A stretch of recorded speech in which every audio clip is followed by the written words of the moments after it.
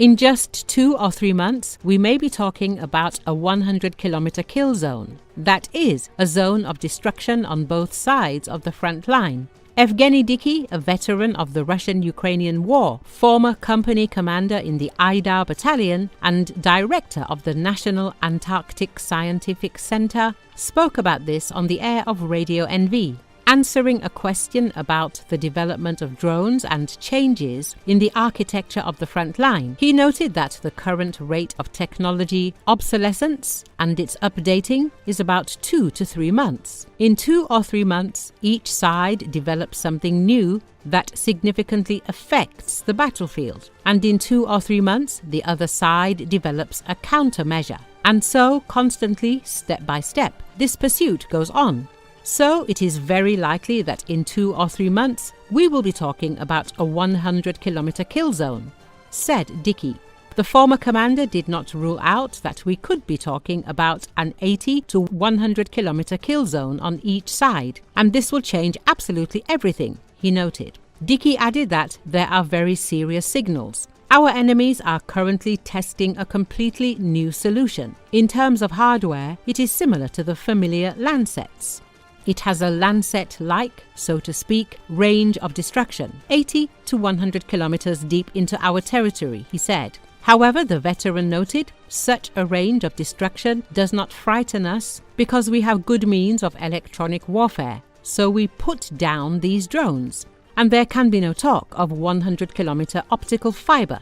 But it seems that the Russians are now testing Lancet-type drones, but which firstly operate in a swarm and recognize each other by their colored wings. So, in fact, we can see that this is a new development, and besides, there is an integrated artificial intelligence which itself decides that this is a target. It must be attacked without an operator.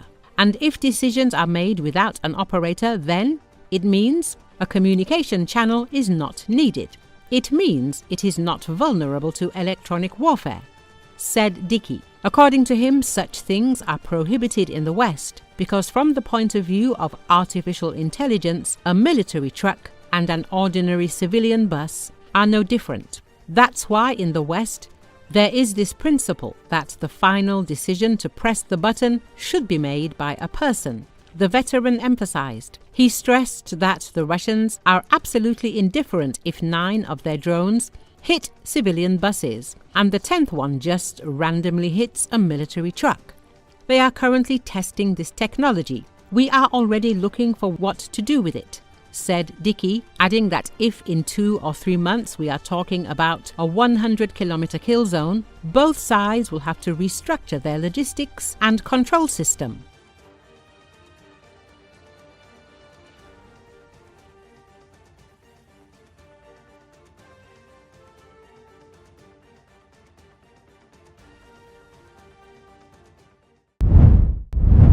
Tens of thousands of Poles took part in dueling patriotic marches in Warsaw on Sunday, led by the 2 men vying for the presidency in a June 1st runoff election which is expected to be both close and consequential for the nation's future.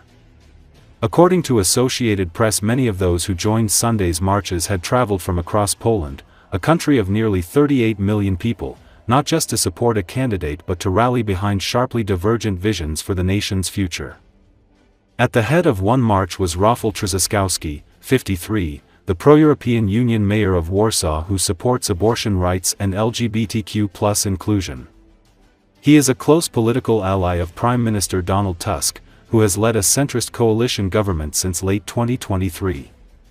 During a speech to a huge crowd, Trzaskowski laid out his vision for a Poland that is inclusive and vowed to work to help develop Polish industry as the nation continues an economic transformation into a regional economic and military power. In another part of Warsaw, Karol Nawrocki, 42, addressed his supporters.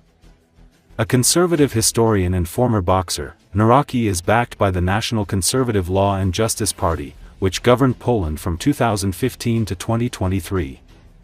He heads the state-run Institute of National Remembrance, which under Law and Justice became known for promoting nationalist versions of Polish history. His supporters describe him as the embodiment of traditional, patriotic values, a man who, like US President Donald Trump, promises to restore what they call normality. Many voiced opposition to abortion and LGBTQ+ rights, saying Naraki reflects the values they grew up with.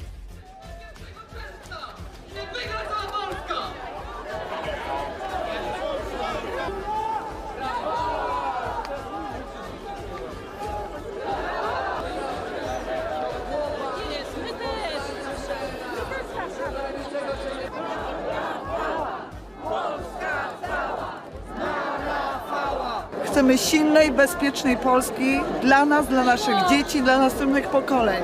Nasi dziadkowie walczyli o to, rodzice, a teraz my musimy zawalczyć, żeby w Polsce było tak jak do tej pory. Byliśmy demokratyczni, silni, wolni. Po prostu o to walczymy.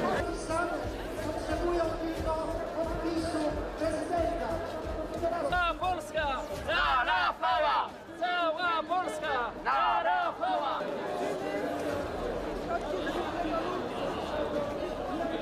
Popieramy, bardzo dobry człowiek, prawdziwy, prawny, zna języki, uczciwy, nie ma zarzutów w ogóle do niego.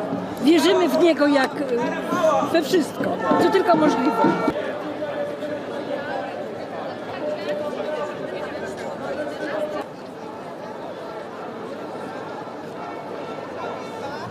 Ja przyszłam po to, że wprowadził właśnie program in vitro, z czego się bardzo cieszę, ponieważ moja córka właśnie 13 maja urodziła synka z programu in vitro, małego Ignasia.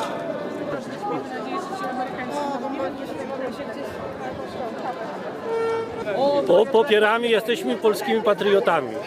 Popieramy Karola Nawrockiego, jedynego człowieka, który może uratować Polskę. Wszystkich, tak! Biden sponsorował! Wszystkie think tanki! Cały świat.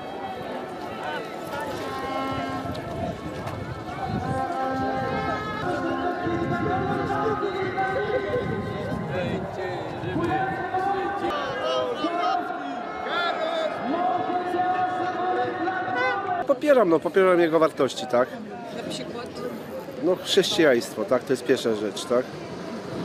Jest też tak samo za Unią jest to wszystko, ale żeby były swoje wartości, tak? Obronność to też jest wielka waga.